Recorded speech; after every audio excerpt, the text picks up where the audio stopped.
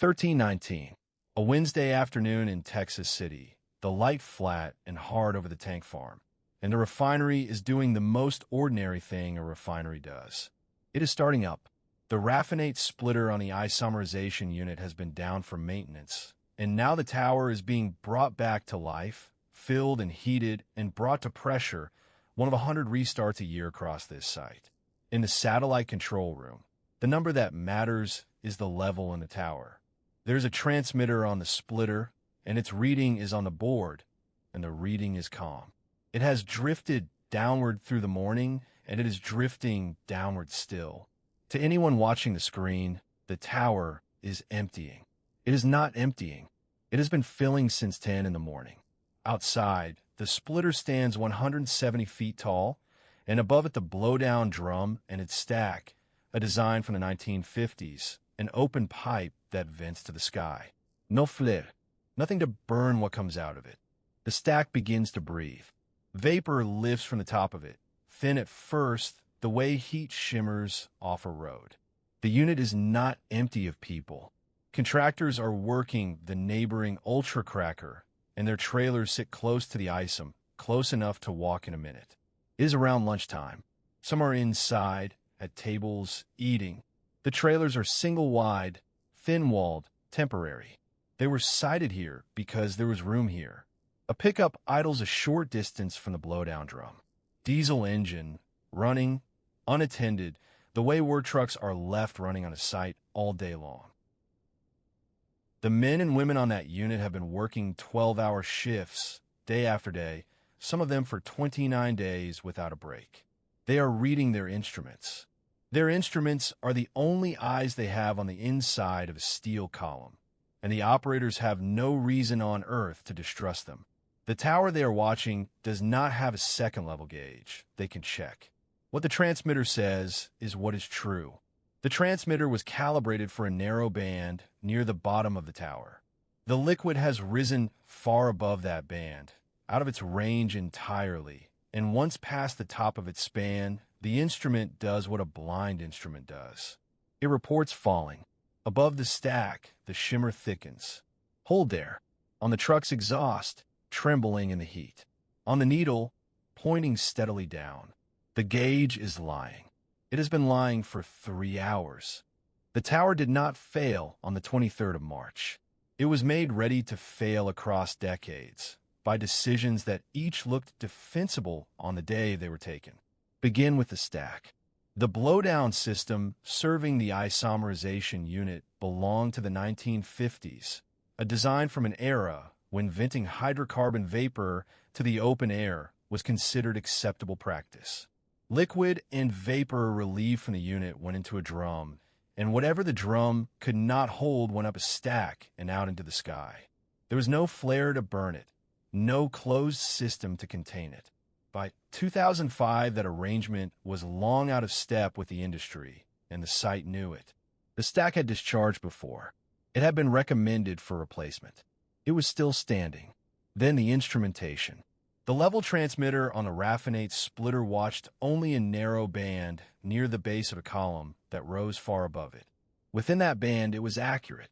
Above it, the instrument had nothing to say, and so it said what the physics of its own plumbing dictated rather than what was true. Nobody had calibrated it for the condition that would matter most. A sight glass on the tower was dirty enough that operators could not reliably read it. The redundancy was there on paper. It was not there in practice. Then the trailers. Contractor accommodation was permitted to sit close to operating units, and in the weeks before the startup, a row of them was parked within about 40 meters of the blowdown stack. The siting was approved. The hazard analysis that should have questioned it did not. And beneath all of it, the economics. Successive rounds of cost reduction had thinned maintenance, training, and staffing at Texas City. Alarms went unrepaired. Procedures went out of date. Operators worked shifts of 12 hours, and some of them had worked 29 or more of those days consecutively before that Wednesday. The unit was starting up with fewer experienced hands watching it than the task deserved. What made this more than a catalog of neglect was how it was measured. The refinery tracked personal injury with real diligence, and by that measure it was doing well. Slips, trips, and falls were down. Recordable injuries were down. Those numbers said the site was safe, and they were used to argue that it was. They described whether a worker might turn an ankle. They said nothing whatever about whether a distillation tower might overfill, relieve, and empty itself into the air. The instruments to detect that were the ones nobody was reading. The remaining causes were not mechanical. They were decisions taken over years by people who never stood on the unit. The isomerisation unit was run by operators who had been asked to give more than any shift pattern should ask. The Chemical Safety Board would document that some had worked 29 or more consecutive 12-hour days before that Wednesday. Fatigue of that depth does not announce itself. It narrows attention to the task in front of you, and it makes a familiar reading easier to accept than a strange one.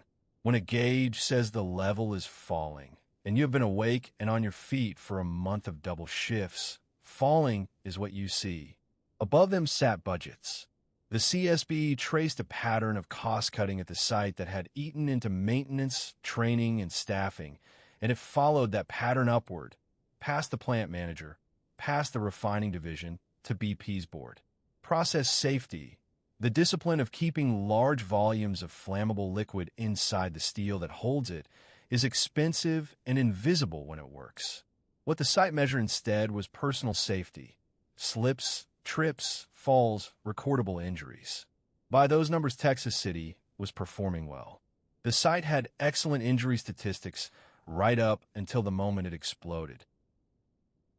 The warnings existed.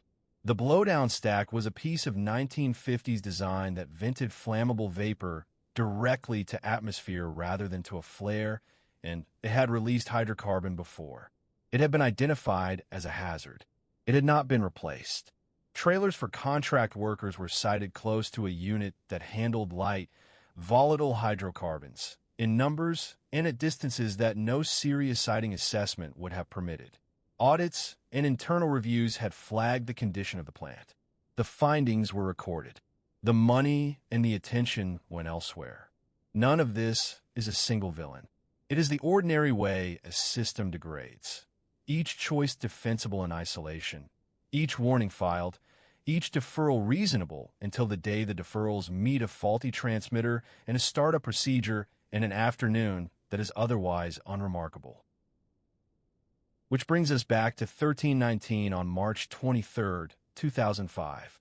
In the control room, a needle drifting calmly downward while the tower fills toward its top.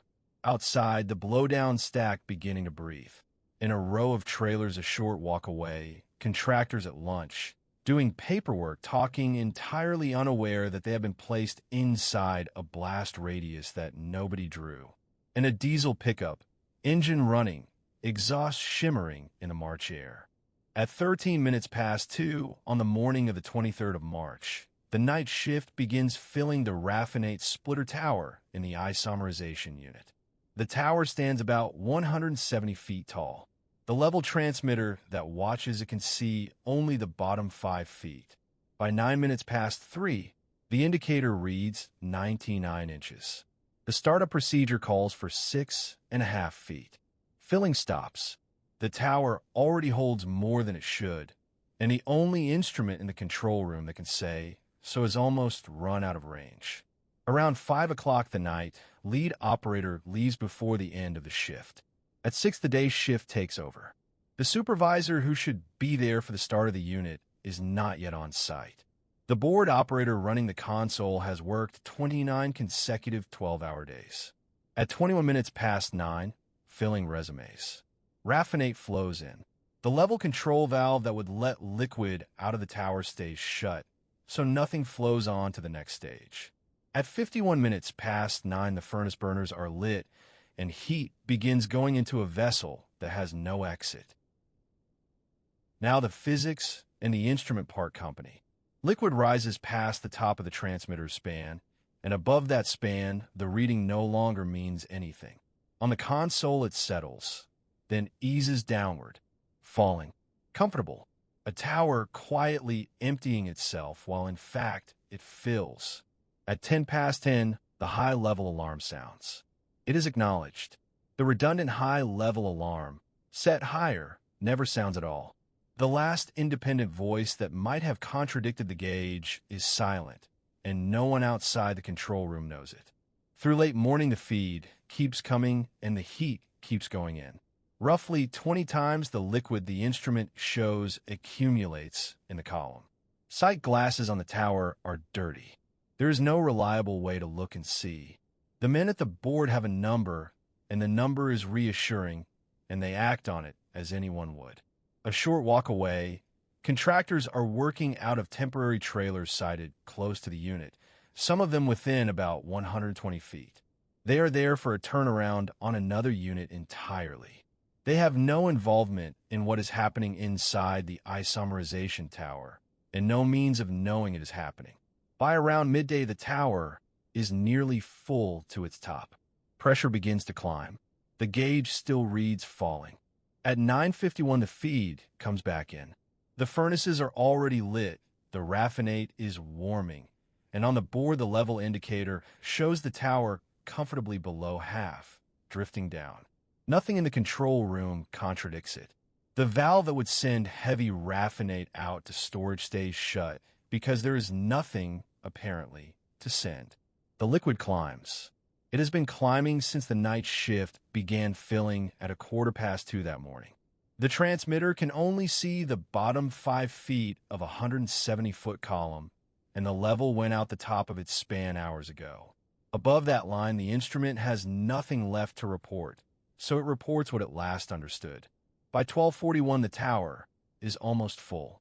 Heat still going in at the base, nowhere for the vapor to go, pressure rising against a column of liquid that should not be there. At 13:14, the outlet valve is opened.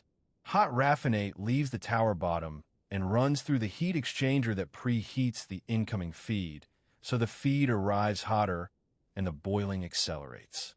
Pressure spikes.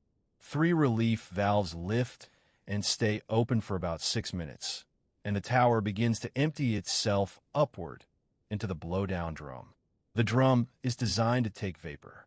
It receives a torrent of liquid hydrocarbon. It fills, and then the stack fills, and a geyser of raffinate rises from the top of the 113-foot column and falls back as spray and vapor across the unit. The cloud spreads at ground level.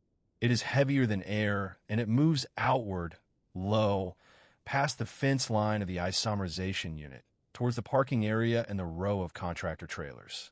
A diesel pickup is idling roughly 25 feet from the blowdown drum, unattended. At 13:20, the cloud reaches it. The first explosion tears through the trailer row. The nearest trailer stood 121 feet from the stack. Inside and immediately around those trailers, 15 people are killed. About 180 are injured. Windows break 3/4 of a mile away. Most of the dead were contractors from an adjacent unit that was not even operating that day. They had no reason to be watching the ISOM. Several were in a meeting that was ending. Others were finishing lunch. The board operator, at the moment of the blast, was still looking at a reading that said the tower was emptying. It had been saying that for more than 3 hours. 13:20. The blast wave crosses the ISOM unit and keeps going, flattening the trailers where the contractors have been sitting through their meeting and their lunch. All 15 who die are in or beside those trailers. Some of them working for a contractor with no operational role in the unit at all, present only because the parking was convenient. Around 180 more are hurt, inside the fence and beyond it. The refinery's own emergency responders reach the unit within minutes and find a scene that resists ordinary triage. Trailers driven off their blocks and split open, vehicles burning, wreckage thrown across the roadways that the ambulances need. People walk out of the smoke with wounds they have not yet noticed. Others are carried. The injured are moved to the plant's medical facilities and then out to hospitals across Texas City, Galveston, and Houston, and the count keeps climbing through the afternoon as the walking wounded present themselves. Outside the fence, the town does what refinery towns have learned to do. A shelter-in-place order goes out to the surrounding community, and residents close windows and shut off air conditioning while the plume drifts. Damage is recorded in houses 3/4 of a mile away. The concussion is felt further still, and people who did not know the refinery had a startup that day know something has happened at it. Inside, the search for the missing runs into the evening. The dead have to be recovered from the trailer wreckage, a slow business conducted while parts of the unit are still hot, and the isomerisation process itself has to be brought to a safe, stable condition. The blowdown drum and its stack, the 1950s design that vented raw hydrocarbon vertically into open air rather than to a flare, stand over the site as investigators arrive. They arrive quickly. The Chemical Safety Board deploys, and so does the Occupational Safety and Health Administration, and BP begins its own inquiry. What they secure first is the physical evidence that will carry the case. The tower, the relief valves, the trailers and their distances, and the instrument that had told the control room for over 3 hours that liquid was falling. That instrument is the reason the first hours matter beyond the rescue. The immediate aftermath was survivable arithmetic of ambulances and beds and identification. What followed was harder, because the men and women in that control room had done what the gauge told them, and the gauge the CSB would find had never been calibrated for the range it was working in. The easy explanation was there within days, and it was almost comforting. A handful of operators had misread a gauge and overfilled a tower. Human error of the ordinary kind. A raffinate splitter charged with hydrocarbon on the morning of March 23, 2005, a level transmitter, a control room, 3 men on a startup that should have been routine. Fix the people, fix the problem. The Chemical Safety Board investigators pulled that explanation apart piece by piece. Start with the instrument itself. The tower's level transmitter was calibrated to read a span of about 3 meters near the bottom of the vessel. Once liquid climbed past the top of that span, the reading had nothing left to tell the truth with. Worse, the way the system was configured, a rising level beyond that range presented to the operators as a level going down. On the day, the splitter held roughly 20 times the liquid the instrument showed. The men in the control room were not ignoring a warning. They were watching a display that calmly reported the tower emptying while it filled towards the top. There was no independent way to catch it. A redundant high-level alarm did not sound. The sight glass that might have offered a second opinion was too dirty to read. Behind the hardware, the investigators found the conditions that made a single bad reading fatal. Operators had worked 29 or more consecutive 12-hour days. Startup procedures were out of date and not followed as written. Supervision at the unit was thin at the critical hour, and the vapor that eventually found an idling diesel engine came out of a blowdown drum and stack of 1950s design, venting flammable liquid and gas straight to the atmosphere, when flare systems had long been the safer standard. Occupied contractor trailers had been sited close to that stack. All 15 who died were in or beside them. The board followed the chain past the unit fence and into budget decisions, staffing cuts and maintenance deferrals, and up through the corporation to the level of BP's board. The independent Baker panel that the disaster prompted named the failure precisely. The site tracked personal safety diligently, and its injury statistics looked good. Slips, trips, and falls were counted. The condition of the process itself, the things that could kill many people at once, was not measured with anything like the same rigor. The refinery had excellent safety numbers. Right up to the afternoon, it exploded. That distinction between personal safety and process safety is the lesson the industry took from Texas City, and it was written in the record only after 15 people died to make it visible. The record that followed was unusually blunt. In September 2005, OSHA issued what was then the largest fine in its history, some $21 million, and in 2009 returned with a further penalty of around $87 million for failures to correct what had been found. The Chemical Safety Board published its final report in March 2007, and it did not stop at the tower. It followed the decisions upward through budget cuts and deferred maintenance and a corporate culture that measured safety by counting cuts and sprains. That report triggered a second inquiry. The independent panel, chaired by James A. Baker III, reported in January 2007 with 10 recommendations, and it named the confusion at the heart of the thing. A refinery can have excellent personal injury statistics and still be walking towards an explosion because the two are not the same discipline. Slips and falls are counted after they happen. Process safety has to be measured before. The engineering changes were specific and overdue.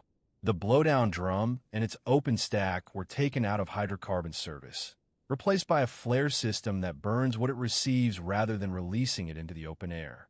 Across the industry, the practice of venting flammable liquid to atmosphere was ended.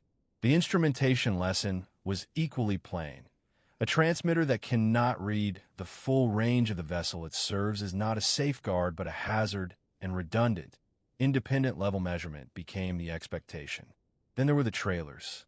In 2007, the American Petroleum Institute issued a recommended practice on the siting of portable buildings and process plants, so that occupied structures could no longer be parked beside a unit during startup because the space happened to be free.